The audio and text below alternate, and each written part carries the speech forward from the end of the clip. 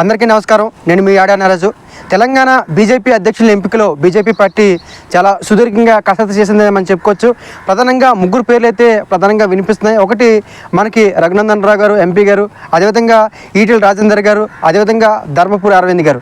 వీళ్ళు ముగ్గురులో మాత్రం ఒక వ్యక్తిని ఖచ్చితంగా కన్ఫర్మ్ చేసే అవకాశాలు ఉన్నాయి. ఎందుకంటే ఈ యొక్క తెలంగాణ బీజేపీ అధ్యక్షుల ఎంపికలో మాత్రం ఖచ్చితంగా బీజేపీ పార్టీ చాలా మొదటి నుంచి అంటే గత 6 నెలల నుంచి కూడా సుదీర్ఘమైన కసరత్తు చేసిందని మనం చెప్పుకోవచ్చు. ఎందుకంటే రేపు గతంలో ఏం చేశారంటే ఎన్నికల ముందు ఎవరైతే మనకి బండి సంజయ్ గారు ఉన్నారో బండి సంజయ్ గారిని అధ్యక్షులు పెట్టడం, తర్వాత ఎన్నికల సమయంలో మళ్ళీ బండి సంజయ్ గారిని తీసి కిషన్ రెడ్డి గారిని పెట్టడం, ఇదంతా కూడా పార్టీ కొంత డ్యామేజ్ జరిగింది. కాబట్టి ఈసారి తెలంగాణ బీజేపీ అధ్యక్షుని ఎవరినైతే ఎన్నుకుంటారో వచ్చే ఎన్నికలు ముగిసేంత వరకు కూడా ఆ వ్యక్తినే ఉంచేందుకు కూడా బీజేపీ పూర్తి కసరత్తు చేస్తామని మనం చెప్పుకోవచ్చు. ప్రధానంగా మనం గమనించేటైతే మాత్రం ఎవరైతే రఘునందన్ రావు గారు ఉన్నారో రఘునందన్ రావు గారు ఏదైతే బీజేపీ పార్టీ నుంచి బలమైన వాయిస్ వినిపిస్తారో, అదేవిధంగా అడ్వకేట్ కూడా కావడం కూడా ఒక విశేషంగా మనం చెప్పుకోవచ్చు. అదేవిధంగా ఈటెల రాజేందర్ గారు గమనించినట్లయితే మాత్రం తెలంగాణ సీనియర్ రాజకీయ నాయకుల్లో ఒక ఈటెల రాజేందర్ గారు ఒక ప్రధానమైన వ్యక్తి అని మనం చెప్పుకోవచ్చు.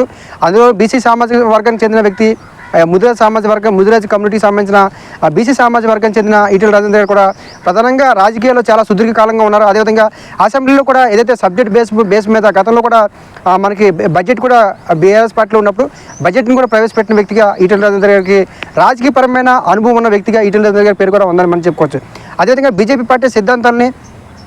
బీజేపీ పార్టీ ఐడియాలజీని బాగా అంటే తన వైపు ఆ యొక్క సిద్ధాంతాన్ని బాగా నమ్మిన వ్యక్తిగా, ఆ సిద్ధాంతాన్ని అంటే ఆ సిద్ధాంతాన్ని బాగా నమ్మి ఆ సిద్ధాంతాల కోసం పోరాటం చేసే వ్యక్తిగా ధర్మపురి అరవింద్ గారు కూడా ఉన్నారని చెప్పుకోవచ్చు. ఎందుకంటే కేసీఆర్ గారు కుటుంబం మీద రాజకీయ పరంగా పోరాటం చేసిన వ్యక్తిగా ధర్మపురి అరవింద్ గారికి పేరుంది. అదేవిధంగా ఏదైతే కవిత గారి మీద కూడా కలవకుండా కవిత గారి మీద కూడా ధర్మపురి అరవింద్ గారు గెలవడం, ఇదంతా కూడా ఖచ్చితంగా ధర్మపురి అరవింద్ గారు కూడా బీజేపీ అధ్యక్షుల పదవిలో రేసులో ఉన్నారు. ఎందుకంటే ధర్మపురి అరవింద్ గారి తండ్రి డి శ్రీనివాస గారు కూడా కాంగ్రెస్ సీనియర్ నాయకులు, అదేవిధంగా కాంగ్రెస్ పార్టీకి 2 సార్లు పీసీసీగా పనిచేశారు. కాబట్టి రాజకీయపరమైన తండ్రి దగ్గర తన్యుడిగా కూడా ధర్మపురి అరవింద్ గారి పేరు ఉంది.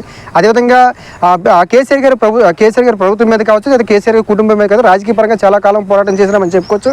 కాబట్టి ధర్మపురి అరవింద్ గారికి పేరు కూడా ప్రధానంగా వినిపిస్తుంది. కాబట్టి ఖచ్చితంగా ఎవరైతే మనకి రఘునందన్ రావు గారు ఉన్నారు, ఈటెల రాజేందర్ గారు ఉన్నారు, ధర్మపురి అరవింద్ గారు ఉన్నారు, ముగ్గురులో మాత్రం ఖచ్చితంగా ఒక వ్యక్తిని ఖచ్చితంగా అంటే 2-3 రోజుల్లో ఖచ్చితంగా బీజేపీ ఒక క్లారిటీకి వచ్చే అవకాశం ఉంటుంది. కాబట్టి ఖచ్చితంగా ఈసారి బీజేపీ అధ్యక్షుల రేసులో మాత్రం భారీ స్థాయిలో ఉంది. ఎందుకంటే గతం కంటే ఈసారి బీజేపీ రేపు రాబోయే ఎన్నికల్లో ఖచ్చితంగా తెలంగాణలో బీజేపీ బాగా ఖచ్చితంగా గెలవాలి అనే ఉద్దేశంతో ఒక బీజేపీ పార్టీ ఉంది. కాబట్టి ఖచ్చితంగా ఈ అధ్యక్షుల ఎంపికలో మాత్రం ఖచ్చితంగా బీజేపీ చాలా వ్యూహాత్మకంగా ఆ సామాజిక వర్గాలు కావచ్చు, లేకపోతే అన్ని కోణాల్లో గమనించి అధ్యక్షుని ఎన్నుకునే ప్రయత్నం చేస్తారు. కాబట్టి ఖచ్చితంగా అందుకే ఈసారి బీజేపీ అధ్యక్షుల ఎన్నికలో గతం కంటే చాలా లేట్గా అవుతుంది.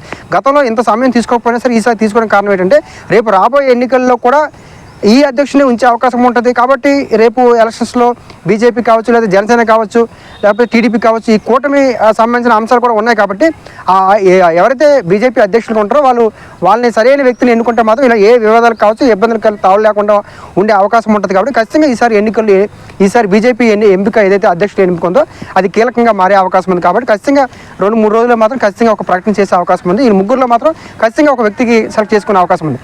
Thank you.